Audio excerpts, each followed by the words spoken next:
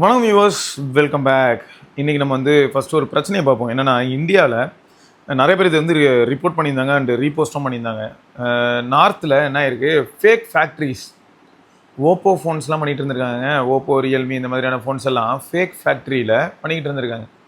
இல்லை என்ன கொடுமைனா, இந்த மாதிரியான ஃபோனை இங்கே நம்ம ஊரில் நான் பார்த்துருக்கேனான்னு கேட்டிங்கன்னா, எஸ் பார்த்துருக்கேன்.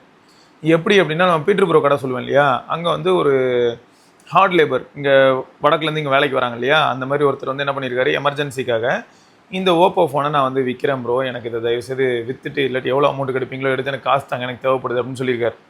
அவர் ஏமாத்தான் வந்தாரா இல்லாட்டி அவர் ஏமாந்ததே தெரியாமல் வந்தாரா அப்படிங்கிறது எங்களுக்கு ஐடியா இல்லை. பட் ஃபேக்ட் என்னென்னா, அவர் எடுத்துகிட்டு வந்தது ஒரிஜினல் ஓப்போ ஃபோன் கிடையாது. ஆனால் பார்க்குறதுக்கு அச்சு பீசராமல் அப்படியே ஓப்போ ஃபோன் மாதிரியே இருக்கும். ஓப்பன் பண்ணி உள்ளே போய் செக் பண்ணால் எப்படி இருக்கும்னா, கலர் வைஸ் டீட்டெயில்ஸ்லாம் எதுவுமே கரெக்டாக இருக்காது.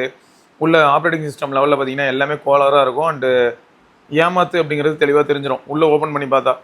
பட் வெளியில் மட்டுமே பார்த்துட்டு ஒரு சிலர் ஏமாற வாய்ப்பு இருக்குது. எப்படின்னா, ஒரு டைமில் ஹெச்டிசி இருக்கு இல்லையா, அதோட 1 சீரிஸ் ஃபோன்ஸ் எல்லாமே கொஞ்சம் காஸ்ட்லி. அந்த 1M8 மாதிரியான ஃபோனெல்லாம் மார்க்கெட்டில் நான் 10,000க்கு பார்த்துருக்கேன். ஆக்சுவலாக ப்ரைஸ் 40,000 ரூபாய் அப்படி இருக்கும். பட் 10,000க்குலாம் பார்த்துருக்கேன். அப்போ என்ன ஆகுது, 10,000க்கு பார்த்ததுமே யாருமே அதை ஆன் கூட பண்ண மாட்டாங்க. ரொம்ப ஆர்வத்தில் இத்தனைக்கும் உள்ளே பார்த்தீங்கன்னா அது சென்ஸ் யூஐ இருக்குல்ல, அதே மாதிரி குக் பண்ணி வச்சுருப்பானுங்க. ஆனால் போர்டு சேம் கிடையாது, சப்போர்ட் சேம் கிடையாது, ஆடியோ குவாலிட்டி இந்த மாதிரியான விஷயங்கள்லாம் டெஸ்ட் பண்ணும்போது தான் கண்டே பிடிக்க முடியும். கேமரா குவாலிட்டி உடனே நம்ம கேமரா ஆன் பண்ணி செக் பண்ணி பார்க்கும்போது தான், அதுவும் துல்லியமாக செக் பண்ணி பார்க்கும்போது தான் கண்டுபிடிக்க முடியும். லோ லைட்டில் நீங்கள் செக் பண்ணிங்கன்னா உங்களுக்கு என்ன தோணுன்னா, சரி ஃபோன் சரியாக பண்ணல போல் அப்படின்னு நினச்சி ஏமாந்துருவீங்க.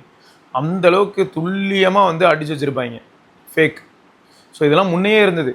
Okay, HTC phones, iPhone, HTC இதெல்லாம் ரொம்ப ப்ரீமியம். அண்ட் மக்கள் எந்த மாதிரியான பிராண்டோட டிவைஸ் மேலே பிளைண்டாக விழறதுக்கான வாய்ப்பு இருக்குங்கிறத தெரிஞ்சுக்கிட்டு இந்த மாதிரியான ஸ்கேமர்ஸ் அந்த மாதிரியான டிவைஸ் பண்ணிகிட்டு இருந்தாங்க.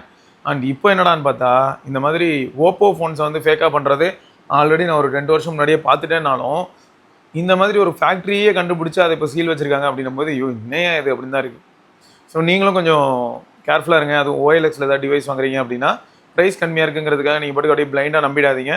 அது ஏதாவது ஏமாத்து டிவைஸாகவும் இருக்கலாம். அண்ட் அது மட்டும் இல்லாமல் சோஷியல் பிளாட்ஃபார்ம்ஸில் என்ன ஆகுது அப்படின்னு பார்த்தா, அண்ட் நிறையா சோஷியல் குரூப்ஸு சேனல்ஸில் என்ன ஆகுதுன்னு பார்த்தா, யாராவது ரேண்டமாக பர்சன்ஸ் உள்ளே வராங்க. இப்போ எக்ஸாம்பிள் சொன்னால், நம்ம டீம்லெஸ் பஸ்லேயே சிலர் ஏமாற்ற வாய்ப்பு இருக்குது. 5,000 ரூபா பே பண்ணால் போதும், உங்கள் ஐஃபோன் 17 ப்ரோ மேக்ஸை நீங்கள் ப்ரீ புக் பண்ணிக்கலாம். அதுக்கப்புறம் கைக்கு வரும். கைக்கு வந்ததுக்கப்புறம் நீங்கள் பே பண்ணிக்கலாம். எவ்வளோவுக்கு? 75,000 ரூபாய்க்கு உங்களுக்கு நான் 17 ப்ரோ மேக்ஸ் தரேன் அப்படின்னு சொல்லி யாராவது சொல்லுவாங்க. 75,000 ரூபா அப்படிங்கிறது எப்படி ஃபீல் ஆகும்னா, மேபி அப்ராடில் வாங்கியிருக்கலாம், அப்படி இல்லைனா அப்ராடில் வாங்கி யூஸ் பண்ணிட்டு பிடிக்கலன்னு சொல்லி யாராவது விற்றுருக்கலாம்.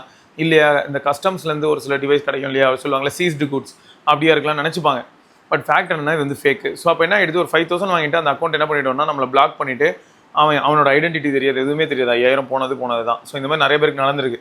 இன்னும் ஒரு சிலருக்கு நம்ம கமெண்ட் செக்ஷனில் கூட பார்த்துருப்போம். இத்தனைக்கும் கவர்மெண்ட் அஃபிஷியலாகவே இருந்தால் கூட 3,500 ரூபாய்க்கு விவோ ஃபோன் கிடைக்குது அப்படின்னா 3,500 ரூபாய்க்கு ப்ரீ புக் பண்ணுறேன்னு சொல்லி பே பண்ணிவிட்டு அப்புறம் அவ்வளோதான் முடிஞ்சு. இது எந்த மாதிரியான பிளாட்ஃபார்மில் வருதுன்னா, வாட்ஸ்அப்பில் வருதுங்க. வாட்ஸ்அப்பில் வருது, உங்களுக்கு இந்த மாதிரியான ஃபோன் கிடைக்குது, ஜாலியாக என்ஜாய் பண்ணுங்கள், 3,500 ரூபா நீங்கள் டவுன் பேமெண்ட் பண்ணால் போதும், மீதி ஃபோன் கைக்கு கிடச்சதுக்கப்புறம் பண்ணிக்கோங்க, இல்லாட்டி மொத்த ஃபோனோட ப்ரைஸே 4,500 ரூபா தான் சொல்லுவோம். இதையும் இவங்க நம்பிடுறாங்க. ஆக்சுவலாக அந்த ஃபோனோட ப்ரைஸ் 40,000 ரூபா. யாருங்க 4,500 ரூபாய்க்கு தர முடியும்? ஸோ எப்பயுமே ஈஸியாக மணி கிடச்சாலும், ஈஸியாக எது கிடச்சாலுமே அது நிலைக்காது அப்படிங்கிறது சாதாரண தத்துவம் கிடையாது. அந்த ஜென் தத்துவத்துக்கு பயங்கரமான வேல்யூ இருக்குது அப்படிங்கிறத ஞாபகம் வச்சுக்கோங்க. இந்த மாதிரி டிவைஸ் வாங்கும்போது ரொம்ப கவனமாக இருங்க. ஃபேக் ப்ராடக்ட்ஸ் ரொம்ப அதிகமாக வளம் வந்துக்கிட்டு இருக்குது. உஷார் மக்களே, உஷார். அதுதான் ரைட்டா. வருஷம் இதுவும் ஒரு பிரச்சனையாக போயிட்டே இருக்குங்க. என்னென்னு பார்த்தீங்கன்னா, இந்த டீல் டைமில் ஒரு சில ப்ராடக்ட்ஸோட ப்ரைஸ் எப்பயும் இருக்கிற ப்ரைஸோட அதிகமாக இருக்கும். நம்ம அதை பற்றி நிறைய தடவை பேசியிருப்போம். இருந்தாலும் சில ப்ராடக்ட்டோட ப்ரைஸ் ஆஃப்லைன் ஸ்டோரில் இருக்கிறவங்க, அஃபிஷியல் ஸ்டோரில் இருக்கிறவங்களாம் என்ன தெரியுமா சொல்லுவாங்க, ஐயோ இந்த ப்ரைஸ்லாம் கொடுக்க வாய்ப்பே இல்லை, பிராண்ட் அவ்வளோதான், தூக்கில் தொங்குவான் அப்படின்னு சொல்லுவாங்க. பட் அந்த மாதிரியான ப்ரைஸ்க்கு ஈஸியாக ஃப்ளிப்கார்ட்லேயும் சரி, அமேசான்லேயும் சரி நம்மளால் லிஸ்டிங் பார்க்க முடியும். அண்ட் இதில் பெரும்பாலும் யார் இருப்பான்னு பார்த்தா ஐஃபோன். இப்போ கூட பார்த்தீங்கன்னா அதே மாதிரி தாங்க. ஐஃபோன் 16 இந்த ஃபோன்ஸ் எல்லாம் யார் இப்போ ஆர்டர் பண்ணியிருந்தாங்களோ, போன செல்லையும் அதே தான் நடந்துச்சு. அண்ட் இந்த செல்லையும் அதே தான் நடந்திருக்கு. யாரெல்லாம் ஆர்டர் பண்ணியிருந்தாங்களோ அவங்க ஆர்டர்லாம் கேன்சல் ஆகுதுன்னா பாருங்களேன்.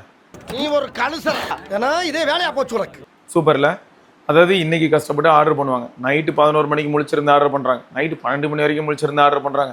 பெரும்பாலும் இவரெல்லாம் 12 மணி வரைக்கும் முழிச்சிருந்த ஆளே கிடையாது. இதில் வேறு கையில் கிரெடிட் கார்டு கிடையாது. உடனே வாங்கி அந்த கிரெடிட் கார்டை யார்கிட்டே வாங்கி அதுக்கப்புறம் தூக்கிட்டு போட்டு ஆர்டர் ப்ளேஸ் பண்ணால் ஆர்டர் சக்ஸஸ்ஃபுல்லாக ப்ளேஸ் ஆகிடுச்சுன்னு நிம்மதியாக போய் தூங்கி எப்பயும் காலையில் 6 மணிக்கு எழுந்திருக்கிறவர் இன்றைக்கி 8 மணி 9 மணிக்கு எழுந்திருப்பார். ஏன்னா அன்யூஷுவலாக ஃபீல் ஆகும். ஆஃபீஸ்லேயே அப்படியே ரொம்ப பொறுமையாக கஷ்டப்பட்டு போகிற மாதிரி தான் இருக்கும். ஆனால் கடைசியில் என்ன தெரியுமா, ஆஃபீஸில் போய் உட்காந்து ஆல்ரெடி மீட்டிங்லேயே கடுப்பாகி அந்த நேரத்தில் ஒரு எஸ்எம்எஸ் ஆல்ரெடி மெசேஜோ ஒரு அப்டேட்டோ வருது, ஃப்ளிப்கார்ட்டில் நீங்கள் பண்ணியிருந்த அந்த ஐஃபோன் ஆர்டர் கேன்சல் செய்யப்பட்டுள்ளது அப்படின்னு வருது. இது எப்போ பாரு நடந்துகிட்டு இருக்குங்க. ரெண்டு பக்கமும் இந்த பிரச்சனை வந்து காமனாக நடக்குது. அண்ட் ஃப்ளிப்கார்ட்டில் ரொம்பவே அதிகமாக நடக்குது. ஒருவேளை ஸ்டாக்கு இவ்வளோ தான், அதாவது நான் விற்க போகிறது என்னமோ இந்த ப்ரைஸ்க்கு 100 யூனிட் தான், ஆனால் ஆர்டர் எவ்வளோ வரும் அப்படின்னு பார்த்தீங்கன்னா 10,000 20,000 ஆர்டர் வரும் போல். அப்புறம் எல்லா ஆர்டரையும் பொறுமையாக வந்து உட்காந்து ஒரு நாளுக்கு அப்புறம் எல்லாரும் வந்துட்டீங்களாப்பா உங்களுக்குலாம் வேலை கொடுக்கணும் திமிங்களும் அப்படி தான் அந்த பருத்தி மட்டும் குடோன்லேயே இருந்துக்கலாம்னுல அந்த மாதிரி தான் திரும்ப உட்காந்து கேன்சல் பண்ணுவாங்க. கேன்சல் பண்ணிட்டு சில சமயங்கள் என்ன ஆகும்னா இந்த கேன்சலுக்காக நம்ம சண்டை போட்டோன்னு வைங்களேன், நம்ம மேலே ஒரு கரிசனத்தோட பரிதாபப்பட்டு ஒரு 500 ரூபாய்க்கு ஒரு கூப்பன் கொடுப்பாங்க. ஸோ இதுதான் திரும்ப திரும்ப நடந்துட்டு இருக்குங்க. இந்த செல்லையும் உங்களுக்கு யாருக்காவது நடந்திருக்கா? இந்த பிரச்சனையை நீங்கள் ஃபேஸ் பண்ணியிருந்தீங்கன்னா சொல்லுங்கள். அண்ட் அதை தாண்டி எப்பயும் சொல்கிறது தான், இந்த எக்ஸ்சேஞ்ச் அப்படிங்கிறது ஒரு பெயின்ஃபுல்லான ஸ்டோரியாக தான் கண்டினியூ ஆகிட்டு இருக்கு. இன்னைய வரைக்கும் அது வந்து தீர்வே கண்டுபிடிக்க முடியல, டார்ச்சராக தான் போயிட்டுருக்கு. என் க்ளோஸ் ஃப்ரெண்டே பார்த்தீங்கன்னா, க்ளோஸ் ஃப்ரெண்டு ஐஃபோன் ஆர்டர் பண்ணதுக்கு சேம் இஷ்யூ, ஆர்டர் கேன்சல்டு. எவ்வளோ இரிட்டேட்டிங்காக இருக்கும். அதே சமயம் இந்த எக்ஸ்சேஞ்சுக்கு வந்து பார்த்தீங்கன்னா, எக்ஸ்சேஞ்சு போட்டாலே சிலர் வந்து கேட்குறீங்க, ஏன் ப்ரோ எக்ஸ்சேஞ்சு போட்டால் வந்து டெலிவரே பண்ண மாட்டாங்க, எக்ஸ்சேஞ்செல்லாம் எடுக்க மாட்டாங்களா அப்படிலாம் கேட்குறீங்க. அவங்களுக்கு சில சமயங்களில் சேலஞ்சஸ் இருக்குது. இந்த மாதிரியான ரோலை ப்ளே பண்ணுறாங்க இல்லையா, நமக்கு டெலிவர் பண்ணி எக்ஸ்சேஞ்ச் எடுக்கணும் இல்லையா டிவைஸு, அவங்களுக்குன்னு ஒரு சில சேலஞ்சஸ் இருக்குது. இதை பற்றி நம்ம இதுக்கு முன்னாடியும் பேசியிருப்போம். என்னென்னா, இப்போது ஒரு டிவைஸ் வந்து நான் 5,000 ரூபாய்க்கு கோட்டாக இருக்குங்க, நேரில் வந்து பார்க்குறாங்க, பார்த்துட்டு செக் பண்ணுறாங்க. இவங்க வந்து ஃப்ளிப்கார்ட்டோட டெலிவரி கார்ட் எம்ப்ளாயியாக இருக்கலாம். அப்போ செக் பண்ணி பார்த்துட்டு 5,000 ரூபாய்க்கு அவங்க கோட்டாக இருக்கா, நீங்கள் நேரில் வந்து பார்த்ததுக்கப்புறம் புதுசாக தான் இருக்குது, எல்லாமே ஒர்க்கிங், எல்லாம் செக் பண்ணிடுறாரு, 5,000 ரூபாய்க்கு கோட் பண்ணி எடுத்துகிட்டு போயிடுறாரு. அங்கே வந்து இதை கலெக்ட் பண்ண வருவாங்கல்ல, அவங்க என்ன சொல்கிறாங்கன்னா, இதெல்லாம் 5,000 ரூபாய்க்கு ஒர்த்தே இல்லை, இது 3,500 ரூபாய்க்கு தான் ஒர்த்து அப்படின்னு சொல்லி சில சமயங்களில் வந்து இந்த டிவைஸை கலெக்ட் பண்ணிட்டு போனவங்களுக்கு அவங்க தான் ரெஸ்பான்சிபிள்னு மாதிரி மாற்றி 1,500 ரூபா பிடிக்கிறாங்க அப்படின்ற மாதிரியான கதைகள்லாம் நான் கேள்விப்பட்டேன்.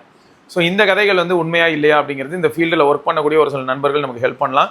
உங்கள் ஃப்ரெண்ட்ஸ் யாராவது ஒர்க் பண்ணுறாங்கன்னா அவங்க கிட்ட கேட்டு கன்ஃபார்ம் பண்ணிக்கோங்க.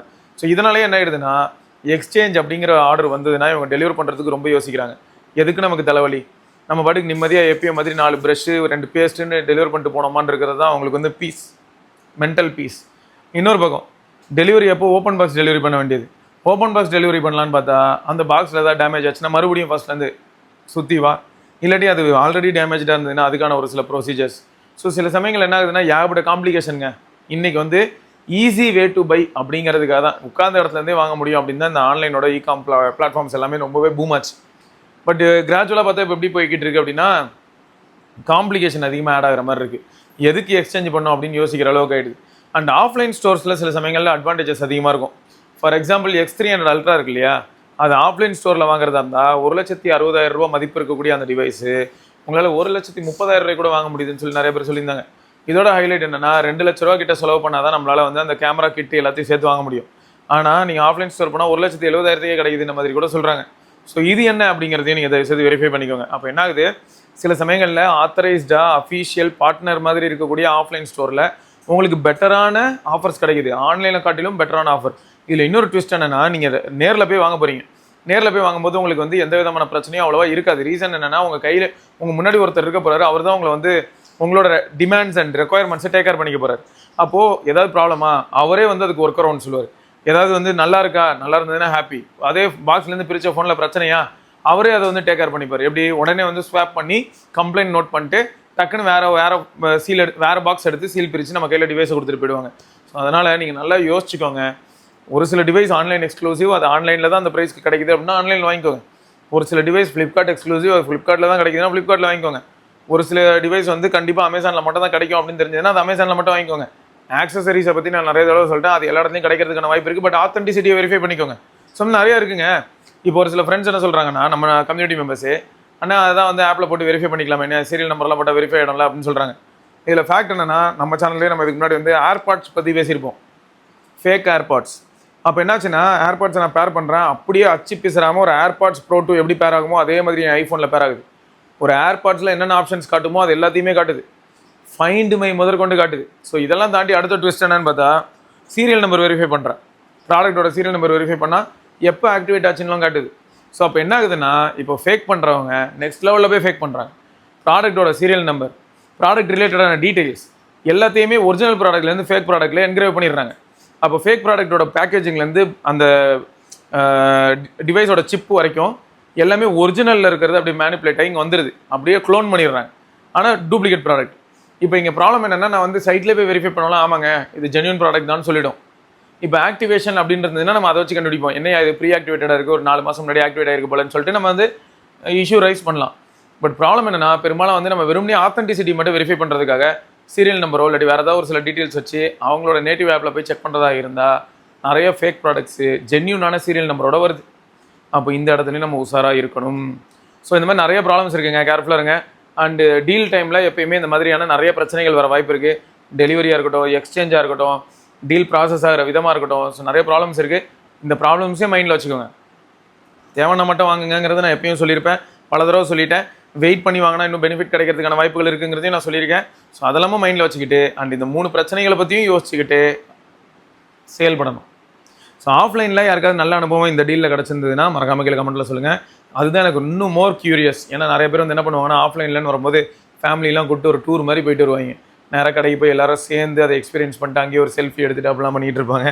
ஸோ அது ஒரு மெமரி தான்.